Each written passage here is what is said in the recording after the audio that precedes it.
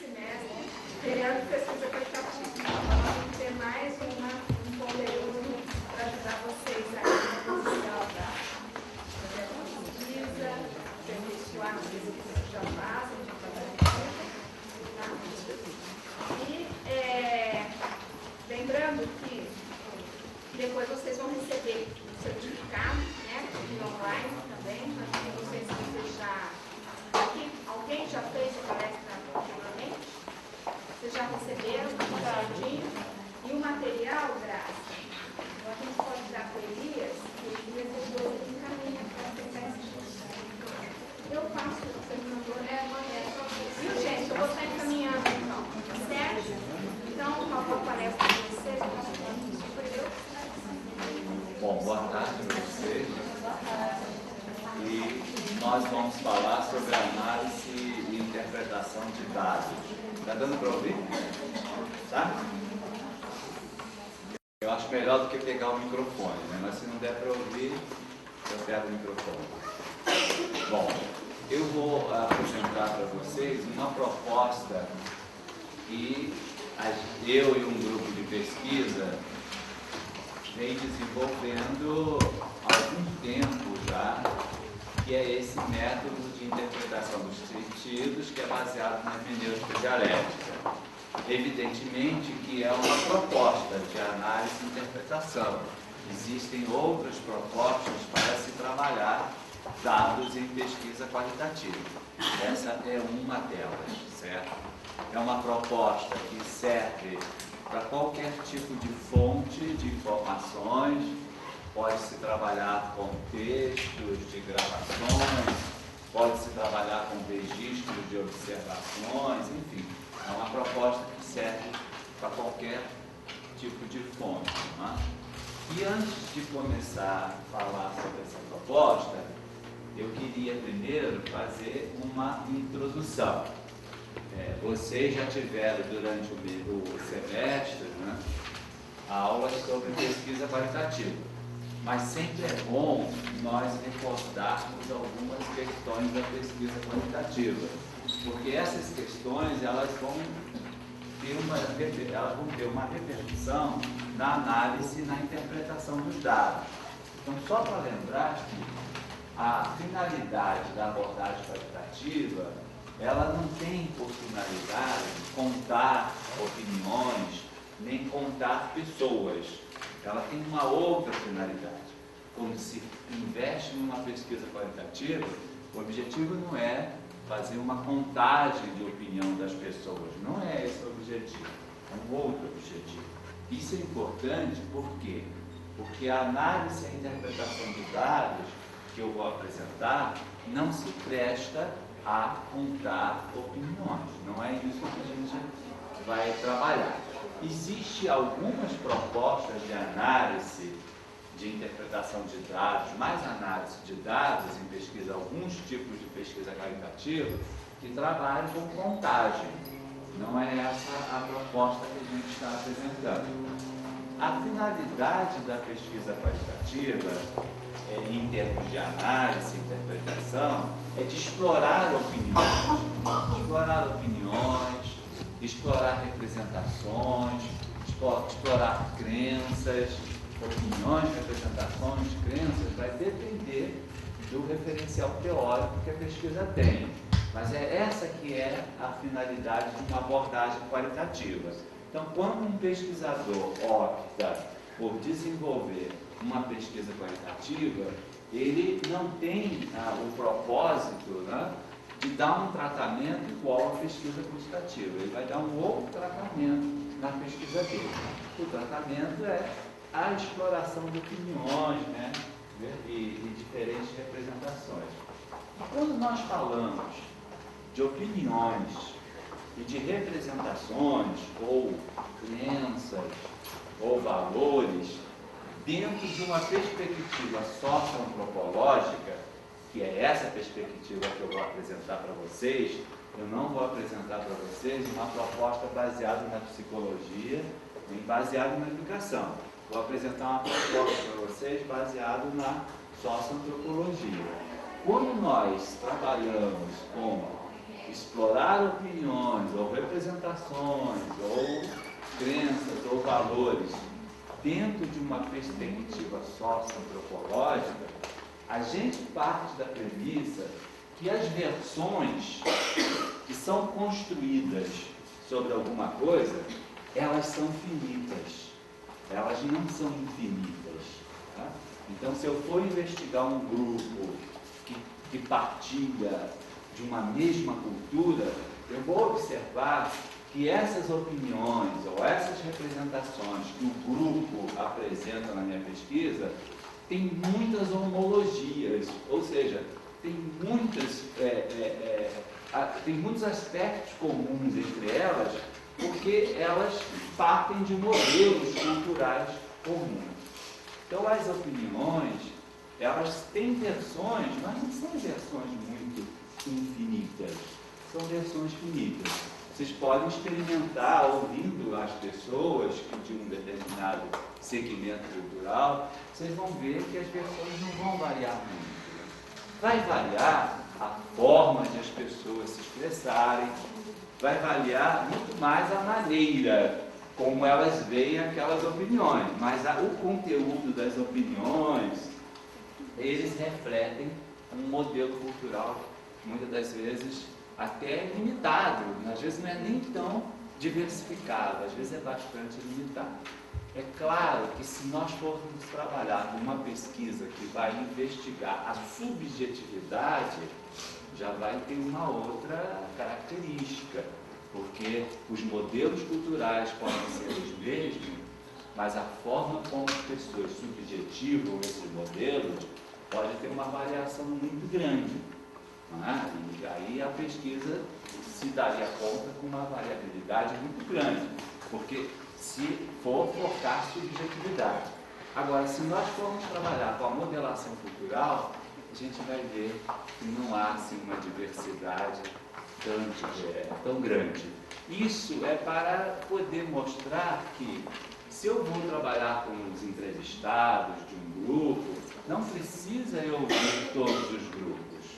Não precisa ouvir todos os membros do grupo.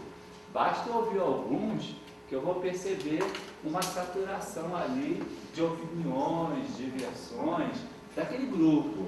Quer dizer, é claro que eu não estou trabalhando com essa perspectiva subjetiva, né? Nem estou trabalhando com a perspectiva da psicolinguística, que eu vou tentar ver a forma do emprego da linguagem. Não é essa a perspectiva é socioantropológica. Então, é essa questão do limite, né? De opiniões e versões. E aí as pessoas perguntam, sim, mas será que isso eu posso generalizar? Eu posso fazer uma generalização, mas não é uma generalização igual à pesquisa quantitativa, né? É um outro tipo de generalização que eu vou fazer, né? Com aquelas versões que eu interpretei. E a minha interpretação, ela também vai ser uma versão dentre outras interpretações possíveis. A gente não tem a pretensão de dizer que a gente esgota o assunto, ou a gente tem a última palavra, ou a gente tem a verdade sobre o assunto. Não. A gente vai fazer uma interpretação, a gente vai produzir uma versão também, de uma representação. Né? Então, é um pouco por aí que a gente constrói esse método da análise e da interpretação.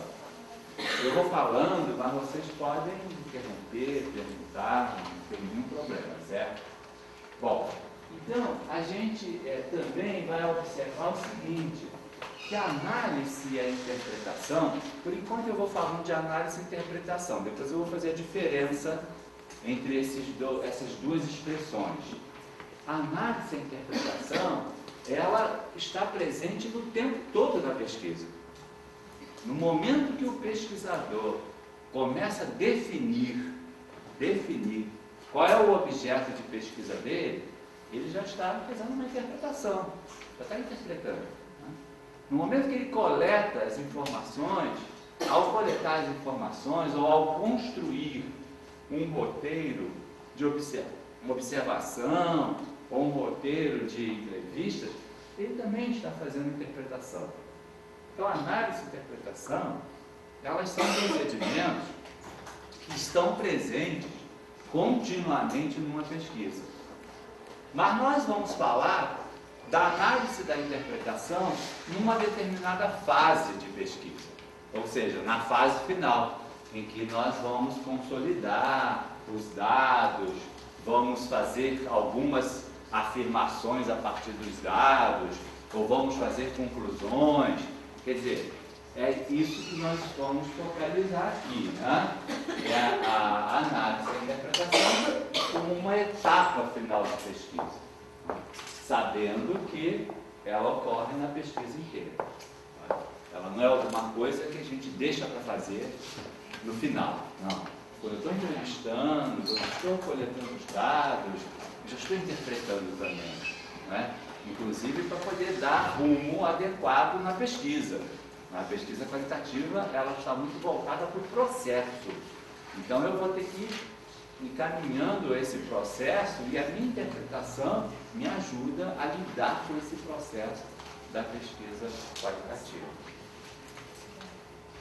Bom, outra coisa importante também que a gente tem que observar em relação à pesquisa qualitativa, que vai fazer uma diferença muito grande, se eu for comparar com a pesquisa quantitativa, é que não há, a rigor, uma delimitação muito nítida entre fase de coleta e fase de análise final. A gente percebe que essas etapas, elas meio que conversam, elas meio que se intercruzam, não é? Quer dizer, eu estou coletando os dados, já estou fazendo algumas análises, e quando eu chego lá na análise, às vezes eu descubro que eu preciso voltar para campo, fazer novas coletas para poder esclarecer determinados aspectos lá na fase final. Então, a pesquisa qualitativa, ela não tem fases segmentadas ou fases que se finalizam, né? Que nem a pesquisa quantitativa. Pesquisa quantitativa, eu aplico um instrumento, aquele instrumento é respondido, acabou. Eu vou depois fazer a análise e eu vou fazer com o que eu tenho. Não é? Se a pergunta, se a resposta do sujeito não atende à minha pergunta, vai ficar prejudicado ali, eu não considero aquela resposta. Na pesquisa qualitativa, não. A pesquisa qualitativa, a divisão entre coleta e análise, muitas das vezes, ela é muito tênue, né? O pesquisador está em campo, está coletando os dados, ele vai observando que ele já pode encerrar a coleta. Não é? Quer dizer, ele já vai observando que ele pode encerrar a coleta. Ou ele está analisando, interpretando, ele observa que ele tem que voltar para a coleta. Então, há uma certa flexibilidade entre essas etapas. A mesma coisa é o planejamento, né, da pesquisa qualitativa. Se eu for dividir a pesquisa qualitativa em 3 grandes etapas, planejamento, né, construção de projeto, trabalho de campo e análise e interpretação, eu vou observar que a mesma coisa. Eu estou fazendo um projeto de uma pesquisa, se eu não tenho conhecimento do campo, eu vou lá no campo para fazer um projeto melhor. Tá? Se eu estou no campo, às vezes, eu reformato o meu projeto para estar de acordo com o meu processo. Então, quer dizer, essas etapas, elas não são necessariamente estanques. Há uma continuidade entre essas etapas. É claro que a maturidade do pesquisador é que vai conseguir fazer com que ele delimite um pouco essas etapas. Então, essa questão. Agora, quando é que a gente percebe que o campo termina, né? Quando a gente observa que há um esgotamento do quadro empírico, né? A gente começa a observar que aquelas informações que nós estamos coletando no quadro do campo empírico, né? Elas vão meio que se esgotando. Ou seja, acho que foi demais. Eu vou observando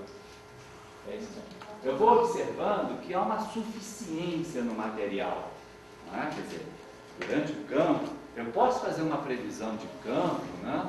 Mas essa previsão nem sempre ela é muito fiel. Né?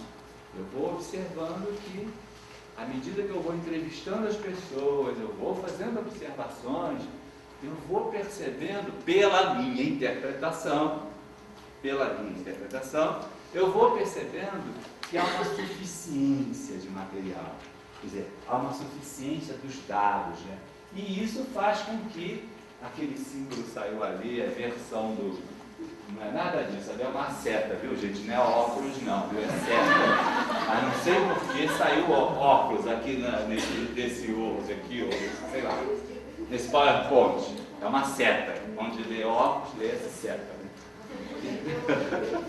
Gostou, né? Achou diferente? Então, eu observo que há uma suficiência de material, eu posso terminar o campo. Termino provisoriamente.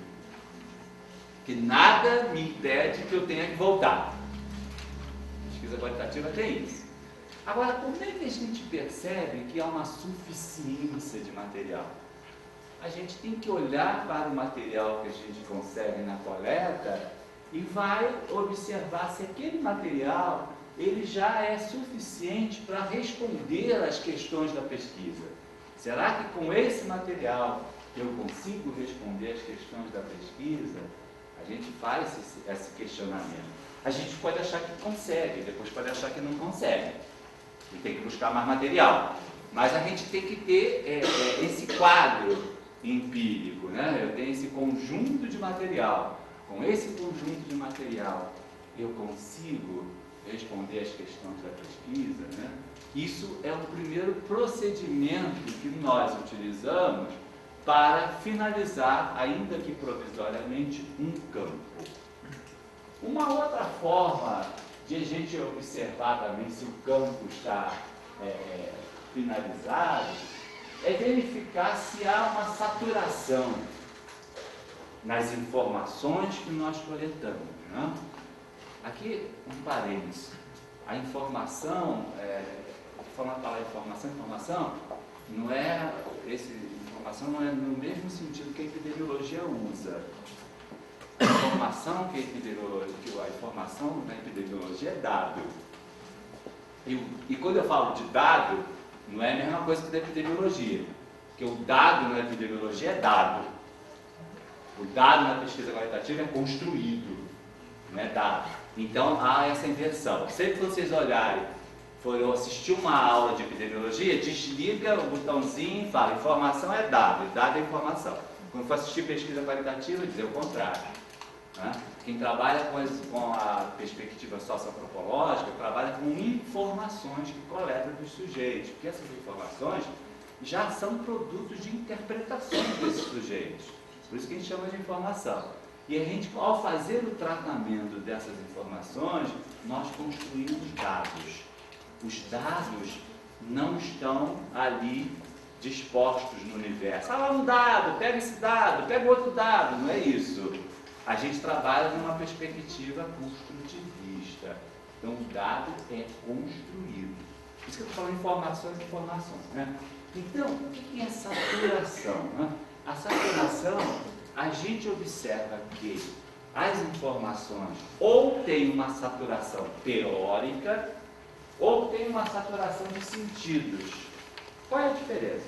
A saturação teórica é o seguinte: eu percebo a partir da teoria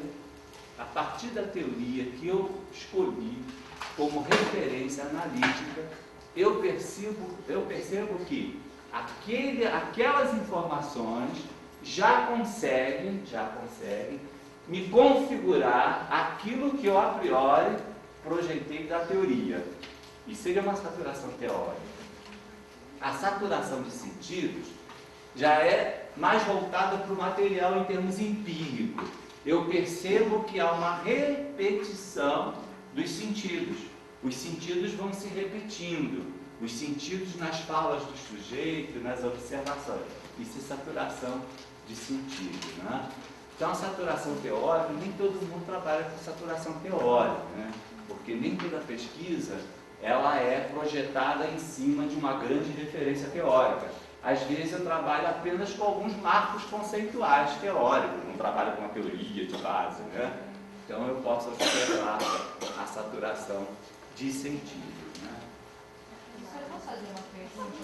Quantas quiser. Da saturação. A gente vê assim em alguns estudos, quando a gente coloca assim, quando foi finalizada a saturação, ou de dados, ou de sentidos, muitas vezes os avaliadores falam que isso não é uma boa justificativa para o término da pesquisa, nem temporária. E aí a gente está retirando alguns trabalhos que estão encerrados, que a gente tem que justificar. E qual é a boa para esse posicionamento? Então, eu queria te perguntar. A pergunta é eles, né? Era isso que eu ia te perguntar. Pergunte a eles, porque você consegue ver isso.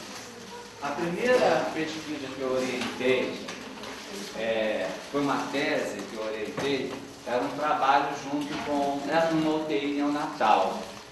Então a orientanda trabalhou com histórias de vidas, histórias de mães, né, que tiveram seus filhos prematuros.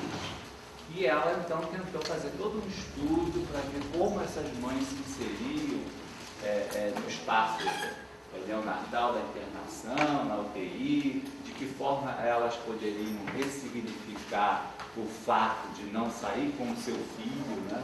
Ter que deixar o seu filho internado, quer dizer, era uma pesquisa mais ou menos assim. E aí, essa orientanda ela disse o seguinte para mim: Romeu, eu estou no Rio, galera do Maranhão, eu estou no Rio, eu posso fazer, sei lá, 60 histórias de vida. Eu falei para ela: não parece, não precisa disso. Eu falei para ela: nós não vamos trabalhar com quantidade, vamos trabalhar numa pesquisa qualitativa. Mas mais quantas? Eu falei: a gente pode até definir quantas mais ou menos, porque tem o comitê de ética que eu tenho que dizer quantos. Tem que botar um númerozinho, né? Então eu posso até mais ou menos dimensionar quantos, mas você vai perceber nitidamente um momento que você vai ter um esgotamento das histórias. As histórias vão começar a repetir vários aspectos que você vai sentir que não precisa continuar mais. Ela parou na 17ª história. Com 17 histórias, eu acho que já dá para a gente dar uma parada, fazer uma avaliação do material, para verificar se esse material é suficiente para a gente poder terminar a pesquisa. Terminamos, parece que depois buscamos mais uma história para esclarecer algum aspecto, mas terminamos ali. Então, quer dizer, a pesquisa qualitativa, ela não tem um número que você... Todo mundo tem um número mágico, né? Todo mundo põe 10, né? Ninguém põe 11, 9, é tudo 10, né? 10 entrevistas, 10 não sei o quê, 10, porque o 10 é um número mágico, né? É claro que eu tenho que ter um certo bom senso. Se eu for fazer uma pesquisa social, não vou pegar 3 entrevistas ou 5 entrevistas. Eu tenho que ter um certo bom senso. Agora, esse número vai depender muito da diversidade do grupo. Se for um grupo com vários segmentos, com uma complexidade, eu tenho que pegar mais pessoas, claro, para poder dar conta dessa complexidade do grupo. Então, não é uma representatividade numérica, né? É uma representatividade da complexidade do grupo. Né? Então, é muito relativo eu fazer, prever, a não ser que eu conheça bem o campo, que eu entenda do campo, e eu digo, ó, eu tenho um grupo que trabalha mais com alta, nesse grupo eu tenho uma diversidade de formação, que eu tenho que levar em conta a diversidade da formação, eu tenho um grupo que trabalha com a admissão da internação, então aqui eu tenho uma especificidade no trabalho da admissão, eu não posso falar, se eu estou trabalhando com processo de trabalho, eu não posso dizer que é o mesmo processo do grupo da alta, e aqui eu tenho uma diversidade menor. Então, eu conhecendo o campo, eu consigo mais ou menos fazer uma previsão inicial, que eu tanto posso aumentar, como às vezes eu posso até encerrar antes. Tá? Então, aí seria importante que dissesse qual é a forma, né? Que forma, eu trabalho com saturação, certo? Agora, não é verdade absoluta, é a minha forma de trabalhar, certo? Então seria bom ver qual é a outra forma de ver para encerrar o campo, né? Terminando, então, isso tudo que eu estou falando é da pesquisa em geral. Isso é importantíssimo para a análise e para a interpretação. Eu ainda não entrei na análise e na interpretação, estou falando da pesquisa em geral. Bom, uma outra coisa muito importante, muito bem, eu percebi que o campo, provisoriamente, ele pode ser encerrado. Eu percebo isso. Tá? Agora, eu me detenho numa outra situação, que é a organização do material. Isso é fundamental, né? Organizar o material. Uma pesquisa qualitativa, ela às vezes dispõe de uma quantidade muito grande de material. Às vezes a gente percebe, por exemplo, eu trabalhei numa pesquisa que eu encerrei no ano retrasado, que era uma avaliação nacional, eu tinha 275 entrevistas. Então, às vezes, tem uma quantidade de material muito grande. Tinha 15 relatórios de observação. Quer dizer, então, o material, às vezes, numa pesquisa qualitativa, ele é muito extenso, né? E é fundamental que eu estabeleça uma organização nesse material. E essa organização, ela funciona praticamente como uma pré-análise. Porque eu não vou fazer uma organização puramente burocrática, não é isso. Não é isso que eu vou fazer. Não, então peraí. Organização, vou pegar as transcrições, botar numa pasta e botar lá na prateleira. Transcrições, bota uma etiquetinha. Observações, bota uma etiquetinha. Não é desta organização que eu estou falando. É claro que esta organização também é importante, mas não é desta organização que eu estou falando. Eu estou falando de uma organização que segue uma certa lógica, segue um certo esquema de pensamento. E isso já é uma pré-análise, né? Depois a gente vai ver isso. Então é a perspectiva teórica, né? Que vai dar princípios para essa organização. Se eu estou trabalhando com uma determinada teoria que me traz algumas categorias teóricas para eu discutir, eu posso organizar o material de acordo com essas categorias. Este material, ou esta parte do material, responde ou pode ser explorado à luz dessa categoria. Esta e esta outra, à luz da outra categoria. Né? Se eu estou trabalhando com algumas premissas, por exemplo, que há uma diferença de gênero nas opiniões, uma primeira organização eu posso tentar separar as falas de homens das falas de mulheres. Já é uma primeira organização. Se eu ainda acho que dentro do gênero ainda há uma outra categoria, ou ainda há uma outra perspectiva que diferencia as informações, por exemplo, sei lá, classe social, ou faixa etária, eu posso fazer uma outra divisão aí na organização das minhas informações. Então, quer dizer, as organizações que eu faço, primeiro, elas refletem uma perspectiva da pesquisa, que ela pode ser uma perspectiva teórica, né? E ela também é alguma coisa que meio que de aproximação. Eu faço uma primeira organização, de repente eu vejo que ela não dá conta, eu faço outra organização, assim por diante. Vou dar um exemplo com a tese que eu fiz de doutorado, a minha tese em 93, que foi sobre prostituição infantil. Eu trabalhei com meninas que viviam na rua, trabalhavam na rua, trabalhei com histórias de vida. E eu tentei fazer no início uma organização das histórias de acordo com algumas etapas. Eu pensava, bom, como é que começou a vida delas na rua, como é que elas chegaram, como é que elas começaram a se relacionar na rua, depois como é que foi a outra etapa. Eu focava só a vida na rua. Mas vinham muitas coisas da história de vida em geral delas. Né?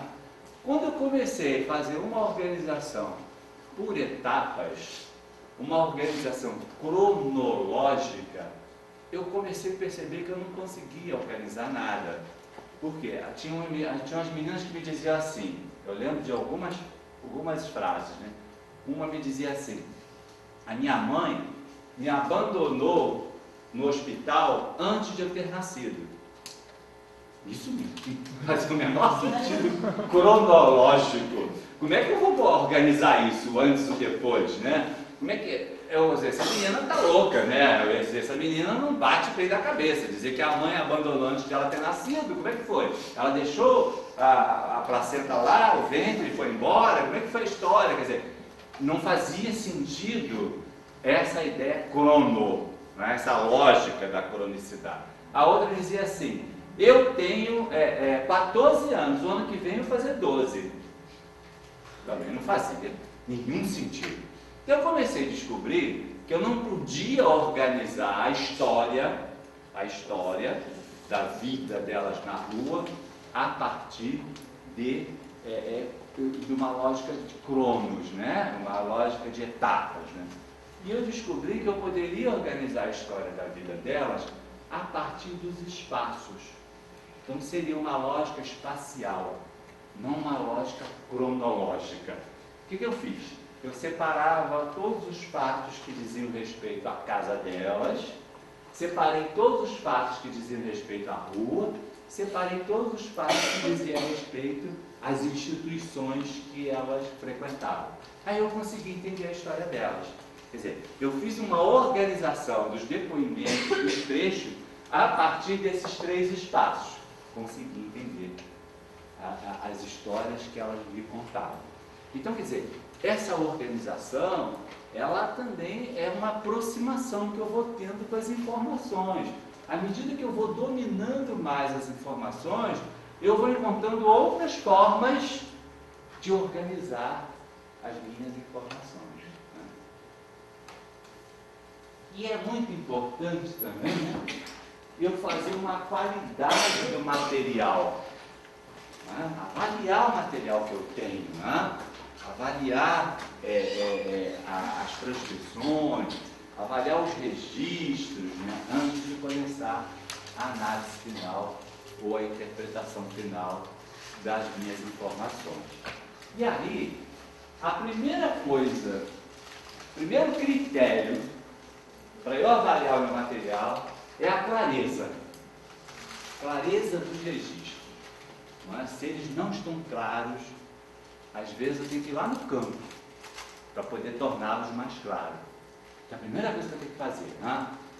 O grupo de pesquisa que eu trabalho, os grupos de pesquisas que eu trabalho mais de um grupo que eu trabalho, a gente costuma fazer o seguinte, a gente contrata as pessoas para fazer as transcrições. Quando vai fazer a revisão da transcrição, é o pesquisador que entrevistou que faz a revisão. Ele estava lá, ele perguntou, ele tem condição de revisar. E às vezes tem aspectos que às vezes nem o entrevistador consegue na hora descobrir o que quer dizer aquilo ali, né? Então, se não está claro, ele vai ter que voltar ao campo, né? Senão aquela informação vai ficar prejudicada, ele não pode levar em conta aquela informação que ela não está clara, né? Ou às vezes há trocas, né, de expressões. Eu lembro de uma pesquisa que eu fiz para o Ministério para avaliar os usuários de drogas injetáveis, que era uma pesquisa que falava sobre a redução de danos, né? E aí tinha uma entrevista que eu comecei a ler, que eu comecei a fazer a revisão, foram várias equipes no país. Eu fiz o Rio de Janeiro, o campo do Rio de Janeiro, e fiz o campo de Salvador. Aí tinha uma entrevista em Salvador que eu ouvi a seguinte expressão do usuário: a gente tem a droga, se não tem, a gente vai lá embaixo e pega da polícia. Isso aqui não faz sentido, né? Isso daí, né? Pode até isso acontecer, mas eu acho muito estranho alguém gravar, dizer que se não tiver droga, vai lá e pega da polícia para a polícia, né? Aí eu fui ouvir outra vez a fita, né? E aí não era nada disso. Por quê? Tinha uma expressão muito regionalista, o sotaque. A pessoa que fez a transcrição não conseguiu. Ela dizia o seguinte: a gente tem a droga, se não tiver, ou melhor, a gente não tem a droga, mas se tiver, a gente corre da polícia. Totalmente diferente a expressão, né? Então, essa clareza, isso é fundamental. Desde a clareza de registro mesmo, eu não ouvi direito a palavra, não entendi, essa palavra é decisiva para a minha interpretação, se for, vou atrás, ou não, ela é dispensável, ou é um regionalismo ali, é uma gíria, o que quer dizer isso? Quer dizer, desde esse tipo de clareza, né, importante, até também a clareza do material em termos de chiados, que consegue ouvir, não consegue, a clareza do registro, né, da informação. Então, essa é a primeira avaliação que a gente faz, é a clareza do material. Depois, um outro tipo de avaliação que a gente faz, que é muito importante, é tentar separar no material o que foi produto de observações, tá?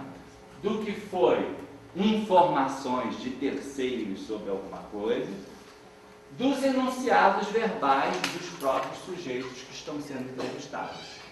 Isso é muito importante. A gente não pode transformar, por exemplo, a observação que a gente fez no campo em palavra botando na boca do entrevistado isso.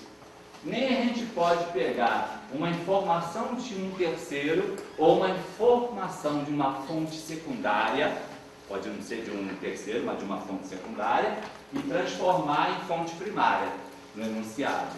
Então é muito importante, quando a gente trabalha simultaneamente com observações, com entrevistas, com dados secundários, que ao avaliar esse material, a gente consiga separar essas informações. Esta informação veio da observação do pesquisador, esta informação veio de uma fonte secundária ou de um terceiro que participou da pesquisa, e esta informação é o enunciado do entrevistado, né? Ou é o enunciado da conversa que eu tive com alguém. Então é importante separar isso, certo? Bom, depois dessa parte, né? Clareza do material, depois distinção, eu consigo distinguir o que foi observado, o que me foi informado, do que me foi falado, eu consigo fazer isso, eu vou para um outro tipo de avaliação do material. Eu vou fazer uma avaliação no sentido de se há uma representatividade cultural e se há uma diversidade de segmentação. O que é isso? Eu vou tentar observar o seguinte: isso eu tenho que conhecer muito o campo. Por isso que às vezes é muito difícil eu trabalhar só com entrevistas. Muito difícil às vezes. Mesmo que eu não faça uma observação de uma duração mais longa, eu tenho que minimamente fazer algumas observações, porque às vezes a entrevista me solicita algumas informações de campo que na entrevista não tem. E que às vezes são fundamentais para eu poder entender as minhas entrevistas. Então, eu posso olhar o material, bom, esse material ele é um material de qualidade, não mais esse tipo de qualidade que eu falei antes, de clareza, registro, mas é uma qualidade no sentido de que ele me possibilita discutir aquele grupo. Então, eu tenho que olhar, primeiro, se eu tenho uma representatividade cultural, ou seja, se aquele material ele dá conta dos diversos segmentos do grupo, ou das diversas situações que o grupo vive, ou não. Se ele me traz uma parcialidade. Então, se ele me traz uma parcialidade, eu tenho que buscar mais observações, eu tenho que buscar mais sujeitos que vivenciam outras situações no grupo, para eu dizer que há uma representatividade cultural. Não é uma representatividade numérica, é uma representatividade cultural. E quanto maior for a complexidade do grupo, mais dificuldade eu vou ter para avaliar se esse trabalho é culturalmente representativo. Então, se eu trabalho, por exemplo, numa instituição hospitalar de alta complexidade, de um porte muito grande, eu talvez tenha que reportar mais o meu campo. Eu não posso ficar com todo esse hospital, né, para discutir com todo o grupo hospitalar? Talvez tenha que recortar mais o meu campo, né? Não só recortar o meu objeto, mas recortar o meu campo. Porque vai ser muito difícil eu pegar as informações e verificar se essas informações são culturalmente representativas dessa alta complexidade. Então, isso é a questão da representatividade cultural. Outro aspecto que eu tenho que ver também, se há uma diversidade de segmentações. Eu não posso pegar um grupo e achar que esse grupo é igual. Esse grupo tem nuances. Esse grupo tem segmentos. Então, eu tenho que ver se as minhas informações também me trazem isso. Se não me trazem isso, eu tenho que buscar mais informações.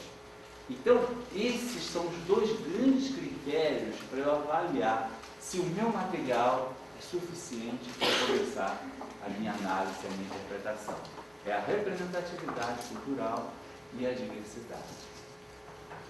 E isso só se faz quando eu tenho um conhecimento do meu campo.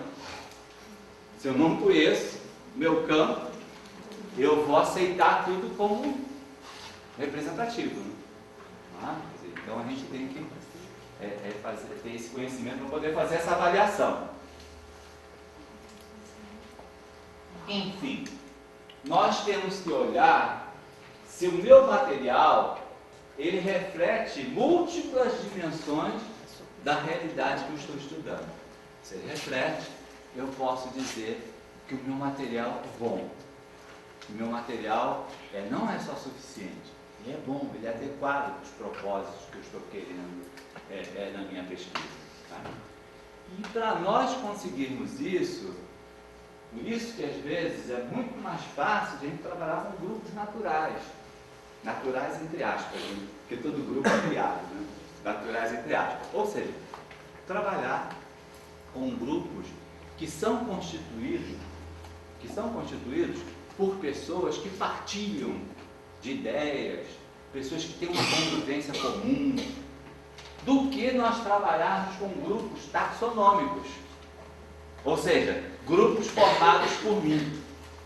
Eu convido alguém daqui, convido alguém de lá, alguém de cá e formo um grupo. É muito mais difícil eu conseguir fazer uma avaliação das informações com grupos taxonômicos do que com grupos naturais.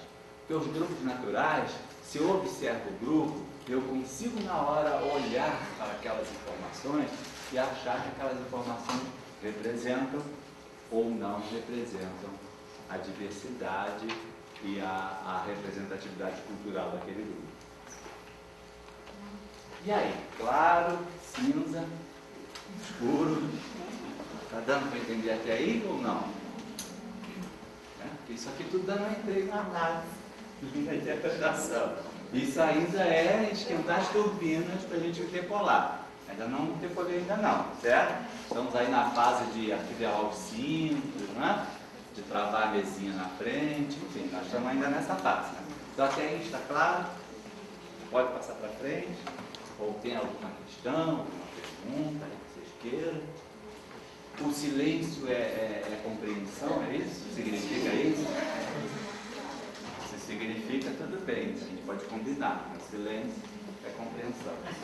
Sim. Quando eu estou fazendo pesquisa de campo com a pessoa, eu vou explorar várias perguntas no caso com ela. Se caso ficar uma não ficar clara para mim, eu posso voltar e fazer essa única pergunta? Pode. Ou às vezes você consegue, através das outras respostas, clarear aquela. Ou através de outros informantes, você também consegue, no conjunto da análise de todas as informações, às vezes você consegue esclarecimento de uma questão que você não teve com aquele informante. Isso também pode acontecer. Mas se não tiver, tem que voltar lá, não tem jeito. Agora, o pesquisador, por isso que eu digo que a interpretação ela está ocorrendo o tempo todo. O pesquisador, quando já está entrevistando, ele também pode fazer pergunta. Você me falou disso assim, assim, explica para mim isso, eu não sei o que é isso. Quer dizer, por isso que eu digo, você, o tempo todo, você está interpretando. Quando ele vai te respondendo, você já está vendo se você consegue entender aquilo ou não consegue, se você consegue interpretar aquilo ou não consegue. É diferente de uma pesquisa quantitativa, que eu treino algumas pessoas para aplicar um questionário. É muito diferente. A pesquisa qualitativa, ela trabalha com entrevistas, né? Então eu trabalho com conversas, com diálogos. Então nessas conversas, nesses diálogos, eu já vou interpretando também. Não posso deixar lá para o final. Já ele me trouxe uma informação que eu não consigo compreender, não consigo interpretá-la, eu já posso, no mesmo momento, conversar com ele sobre isso. Agora, isso depende muito do formato dos instrumentos de coleta, né? Eu, por exemplo, não trabalho com entrevistas muito estruturadas. Eu trabalho com narrativas, trabalho com entrevistas mais abertas, as pesquisas que eu faço. Agora, os meus orientandos, né, eu dou umas entrevistas semi-estruturadas, porque também não dá para... Eles estão em formação, né? Não dá para a gente dar uma entrevista aberta, porque ele pergunta uma coisa, o outro falou, ele às vezes não consegue manter o diálogo, não consegue manter a conversa, né? Então, quer dizer, com eles, às vezes eu trabalho com entrevistas semi-estruturadas, que é um roteiro, né? Então, às vezes, o sujeito não respondeu, na minha interpretação, adequadamente aquele item ali, naquele espaço, mas em outro espaço pode estar isso, né? E você tem que dialogar, né, no campo. Não dá para fazer cara de paisagem, tá? Ficar lá para... Tá, obrigado. Agora é a segunda, essa é assim. Obrigado. Terceira? Obrigado. Não dá, você dialoga, né? Então tem que ter isso aí. Um aqui, depois lá.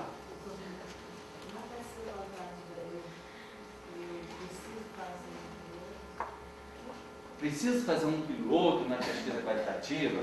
Vai depender muito se eu entendo esse piloto como uma exploração do campo, uma familiarização com o campo, ou ainda é um pesquisador que está em formação, que precisa se familiarizar com a técnica, cabe. Tá?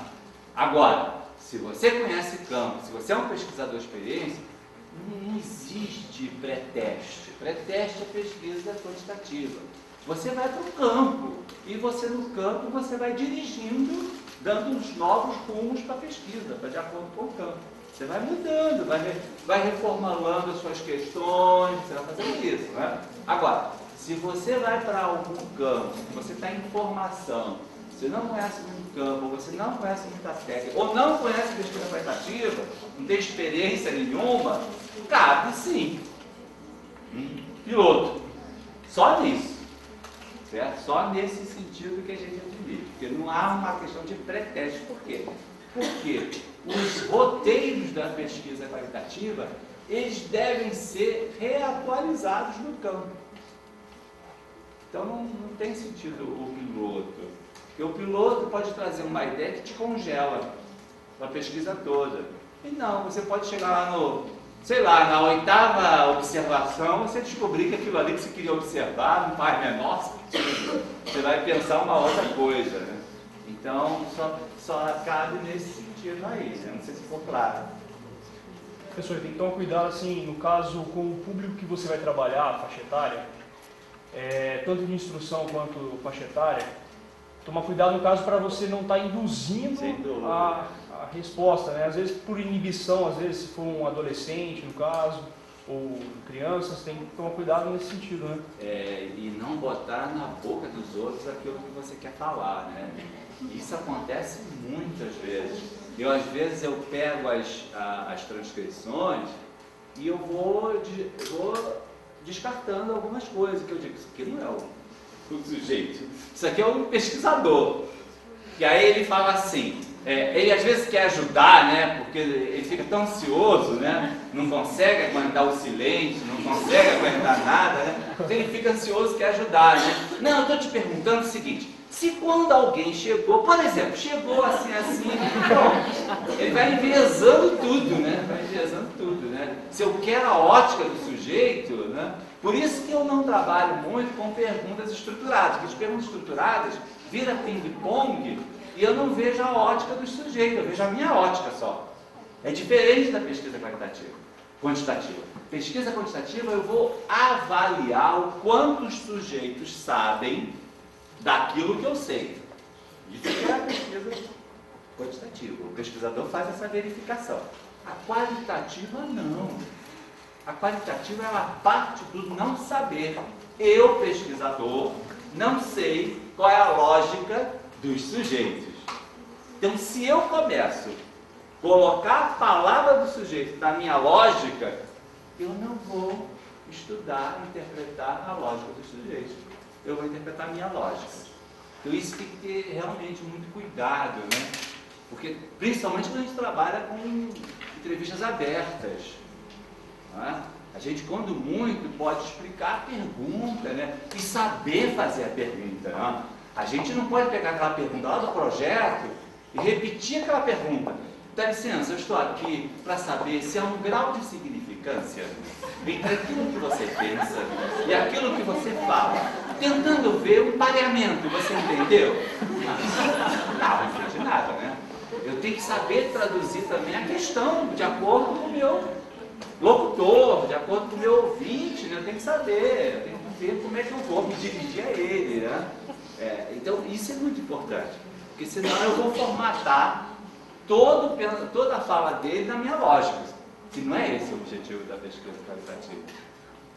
Professor, então se eu estou fazendo a minha entrevista, tenho meu roteiro, e eu percebo que vai ter alguma questão norteadora que vai me ajudar, eu posso fazer essa questão, e aí eu vou ter que voltar para aqueles sujeitos que eu já entrevistei, eu volto e faço para eles essa mesma questão, se eu achar que ela é importante, que ela vai me ajudar a atingir os objetivos.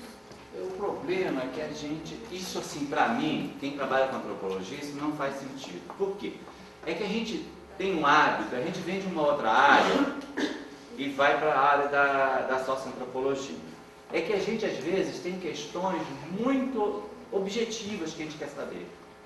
A gente tem a pesquisa, isso que é uma pesquisa, isso é mais a pesquisa quantitativa, se você quer. Ou, às vezes, são informações que você pode obter lá no prontuário, ou com o médico, ou não sei o quê, né? Quer dizer, com os sujeitos, é o posicionamento dele, né? Então, se você tiver muitas minúcias para você perguntar, foge um pouco do propósito da pesquisa qualitativa.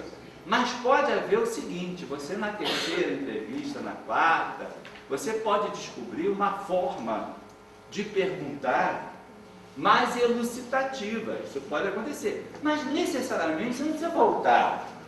Você pode, a partir dali, e fazer essa reflexão. Será que eu não entendi os outros sujeitos? A não ser que você queira saber alguma coisa muito específica.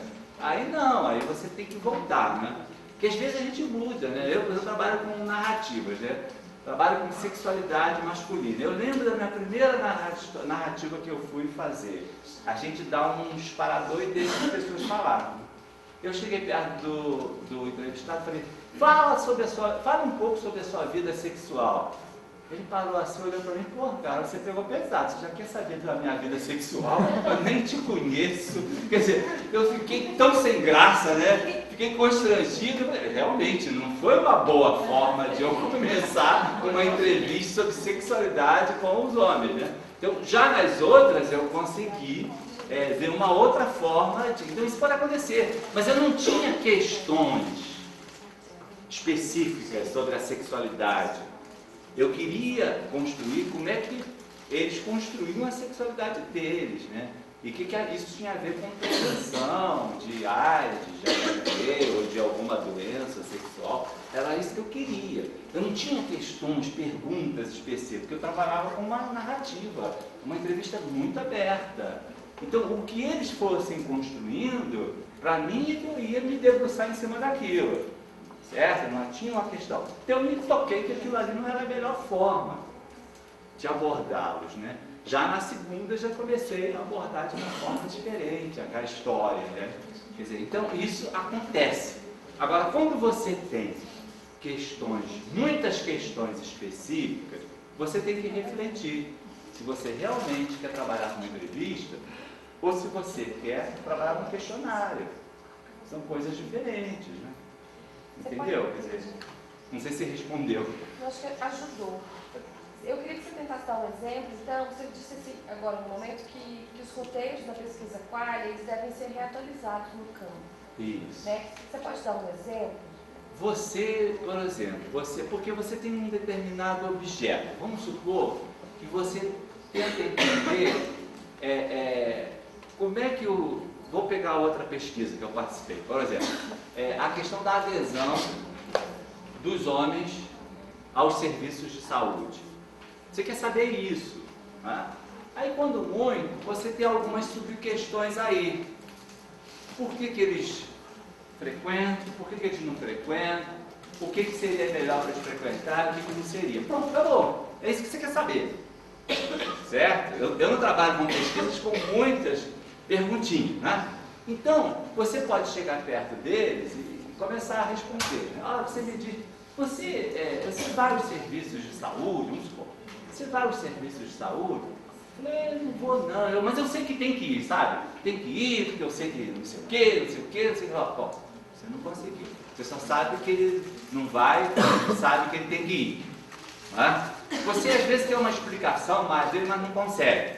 Não é? Você está falando dele. Aí você chega no outro sujeito e você fala assim, ó, em geral dizem que o homem não frequenta o serviço de saúde. O que você acha disso?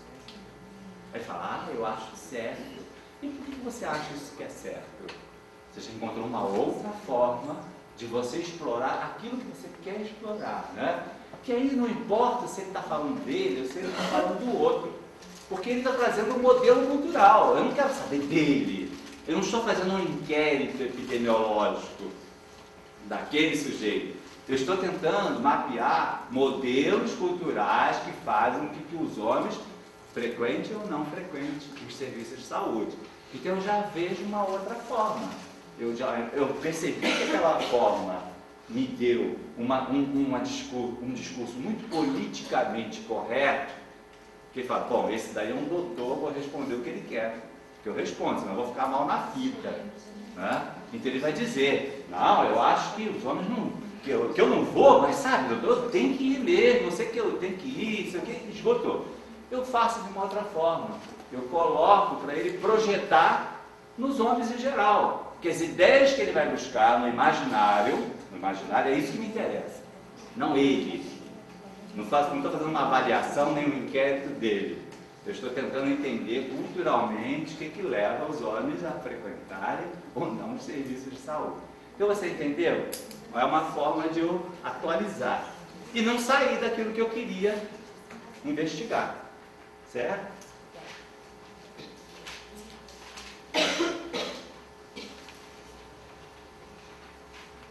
Ok? Vamos para frente?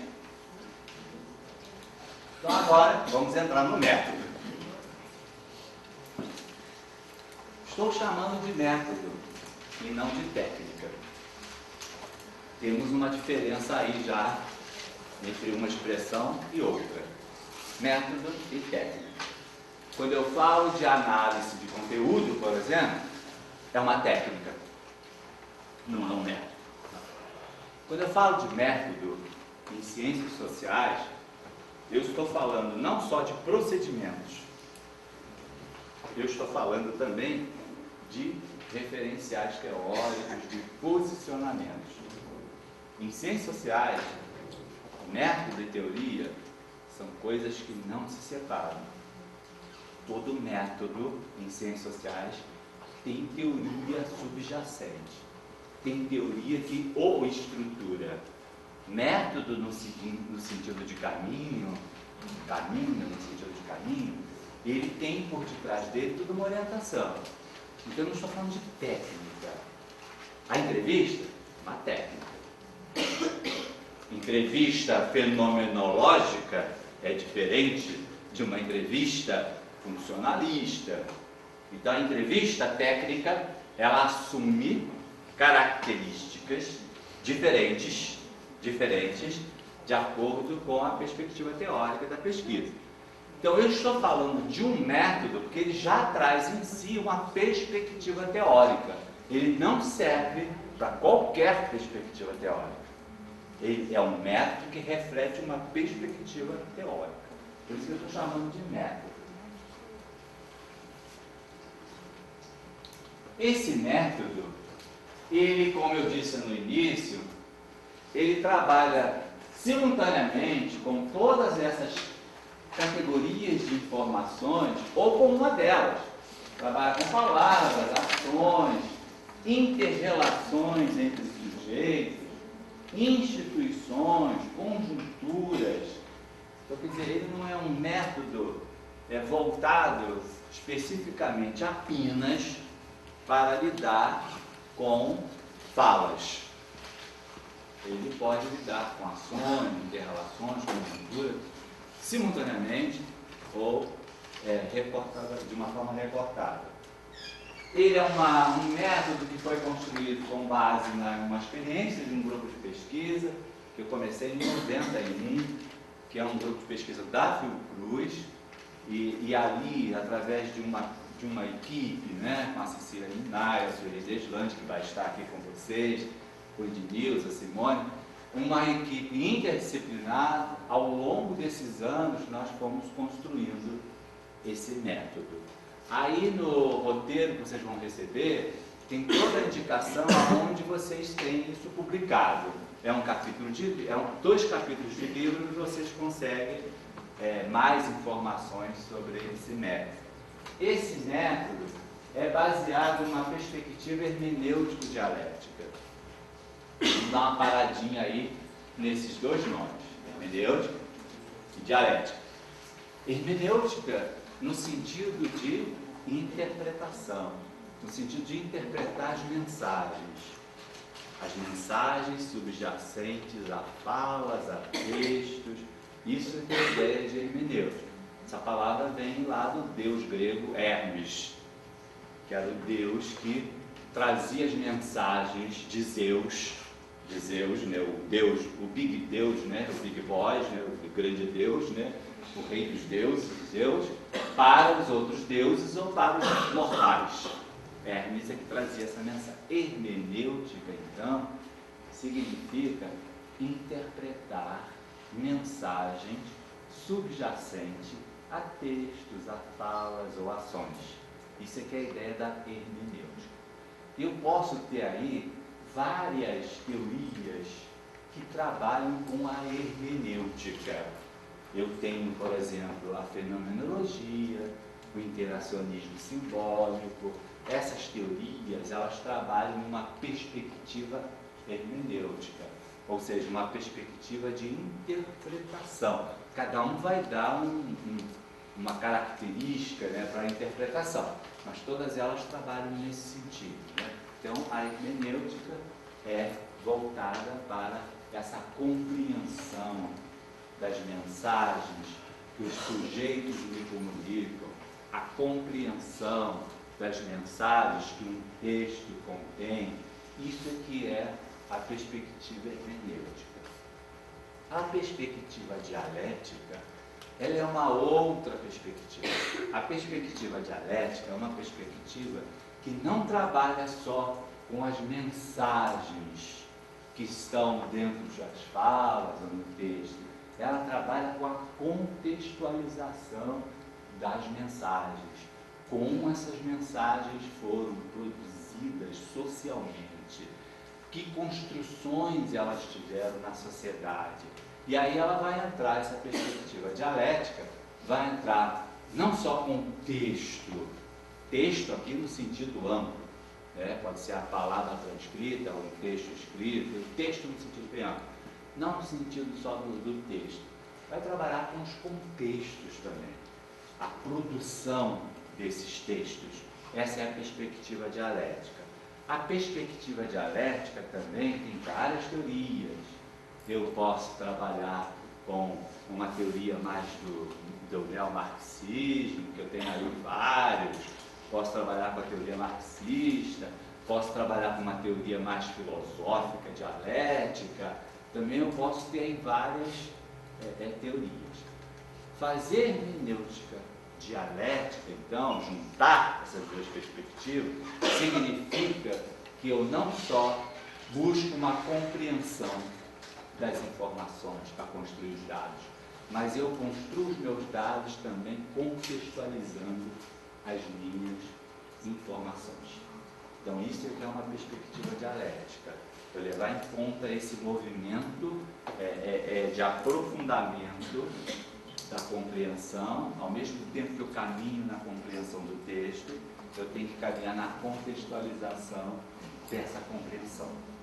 E aí vai depender também da teoria para me dar as tonalidades aí dessa união. Por exemplo, Bourdieu, Pierre Bourdieu, um sociólogo francês, ele, de uma certa forma, trabalha com as duas perspectivas também, compreensão e contextualização. Então já tem alguns, o Habermas também, já tem alguns teóricos que já tentam unir essas duas perspectivas. Já há outros não, que eu tenho que buscar de um e buscar de outro. Buscar de uma teoria a perspectiva hermenêutica e busco de outra teoria a perspectiva dialética e eu faço um diálogo aí entre duas perspectivas. Ou eu posso escolher uma teoria que já me faça esse diálogo. Então, este método, a interpretação, tanto caminha na compreensão como na contextualização. Se a minha perspectiva dialética for marxista, eu vou trabalhar com as contradições, vou trabalhar com a questão do poder influenciando a construção da fala. A minha perspectiva dialética vai ter essa tonalidade. Vou trabalhar com as diferenças de classes, que vai mudar, a mensagem vai ser mudada de acordo com as diferenças de classe. Dependendo dessa minha teoria, minha tonalidade dialética vai seguir rumos próprios. Mas qualquer que seja a perspectiva dialética, ela se baseia num princípio, que é, para eu poder analisar a informação ou a afirmação, eu tenho que fazer uma contra-afirmação, tenho que fazer crítica. Eu não posso aceitar uma afirmação como uma verdade absoluta. Qualquer perspectiva dialética trabalha com isso. Tá? A gente vê, por exemplo, a dialética do Hegel, até hoje ela é aplicada no campo jurídico. A gente vê lá o réu, por mais que as pessoas achem que ele é culpado, vai ter um discurso que o defende e um discurso que o acusa. A tese e a antítese. Isso tem que ter. Em qualquer dialética tem que ter uma ideia e uma contra-ideia.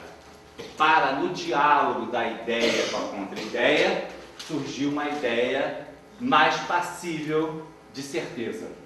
Então, aí eu tenho a síntese, né? Que vai ser o júri, que vai chegar ao resultado com o juiz.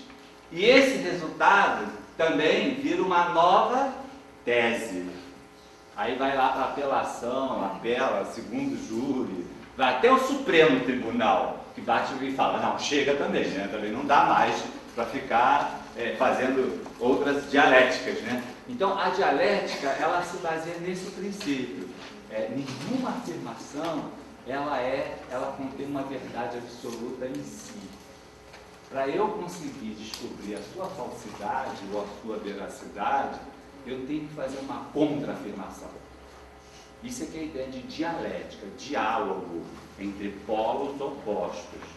A ideia original da dialética, lá nos gregos, Platão, lá na Idade Média, Hegel, depois da Idade Média, Hegel, ou com Marx, esse que é o sentido da dialética. Só que o Marx, ele fazia uma dialética não igual ao Hegel, que era de ideias, no campo das ideias. O Marx fazia uma dialética entre as ideias e o mundo concreto, o mundo material. Era essa a dialética que ele fazia. Tá? O Hegel era uma dialética mais de nível de pensamento, da reflexão. O Marx advogava uma dialética entre pensamento e a materialidade do mundo. Mas é uma dialética, certo?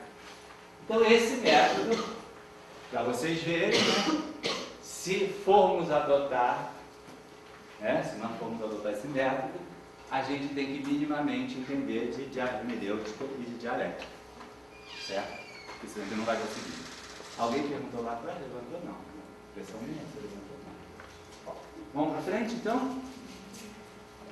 Esse método trabalha com a diferença de 3 conceitos básicos: descrição, análise e interpretação.